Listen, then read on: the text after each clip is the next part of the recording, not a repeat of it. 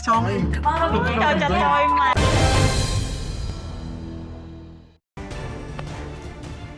អត់ទេកុំឲ្យមូបងអារម្មណ៍ស្មៃមូឡើងចិត្តដាក់ធំវ៉ាវ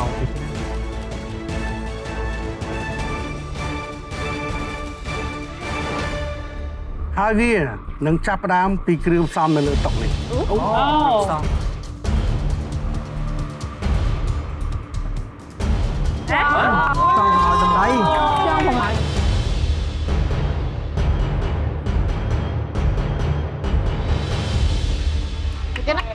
អាខ្យងអីចូលចិត្តចយមកអ្នកទាំងពីរស្គាល់គ្រឿងផ្សំមួយនេះអត់ស្គាល់ឆាប់ខ្យងប្រម៉ោយដំរីឆេបអ្នកស្មីស្គាល់វាយ៉ាងមានន័យថាដឹងពីវិធីនៃការចម្អិនវាបានល្អណាសម្រាប់កន្លងមកខ្ញុំអត់ដែរចម្អិនវាឆេបតែខ្ញុំធ្លាប់ឃើញគេធ្វើវីដេអូអំពីខ្យងនេះឆេបវាជាលើកដំបូងហើយដែរវគ្គដែលមានសម្ពាធហើយខ្លួនឯងអត់ដែរចម្អិនវាកន្លងមកធ្លាប់តែឃើញឥឡូវគឺបានជួបវាខ្ញុំដូចគ្នាអត់ដែរចម្អិនតែធ្លាប់ញ៉ាំអញ្ចឹងដឹងពីរសជាតិនៃវាធ្លាប់ញ៉ាំបានម្ដងហើយវាសឹងតែភ្លេចរសជាតិតែយើងដឹងពីtexture របស់វាថាវារបៀបម៉េចហើយបើការធ្វើវិញគឺសរោហ្មងអត់ដែរសោះអញ្ចឹងអ្នកទាំងពីរសូមប្រើប្រាស់កម្លាំងចិត្តរបស់អ្នកទាំងពីរ Yes chef ឲ្យបានពេញទំហឹងដើម្បីកែច្នៃចង់ប្រម៉ោយដំរីនេះឲ្យក្លាយទៅជាអាហារប្រណិតដ៏មួយចានហើយដែលអាចជួយឲ្យអ្នកទាំងអស់គ្នាបន្តនៅក្នុងកម្មវិធីរបស់យើងបាន Yes chef ធ្វើបានអត់អ្នកទាំងពីរបាន chef វាគឺជាគ្រឿងផ្សំមួយដែលមានតម្លៃហើយអ្នកទាំងពីរត្រូវតែចេះកាត់និងសម្អាតផ្នែកមិនសំខាន់ចេញជាពិសេស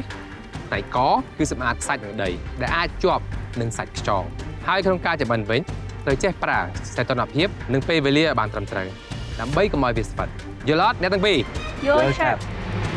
អូខេតោះអ្នកខាងលើ Yes មានពាក្យពេចន៍អ្វីចង់និយាយទៅកាន់ Robina និងរស្មីមុននឹងពួកគាត់ធ្វើការប្រកួតអត់សូមអញ្ជើញ Thank you សូមបាយបង Thank you បងចង់និយាយទៅកាន់អ្នកទាំងពីរឲ្យស៊ូប៉ុន្តែមុនគេគឺបងបេណា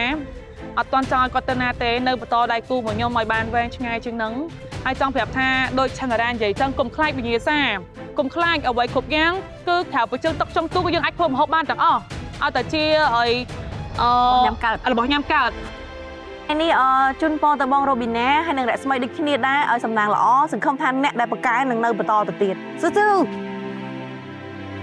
ជូនពររ៉ូប៊ីណាប៉ុន្តែជាពិសេសជូនពររស្មីព្រោះអីជឿថារស្មីអាចធ្វើបានល្អអារម្មណ៍គាត់មូលហើយជឿថាគាត់នឹងមានរសជាតិមួយតែឆេហ្វចង់បាន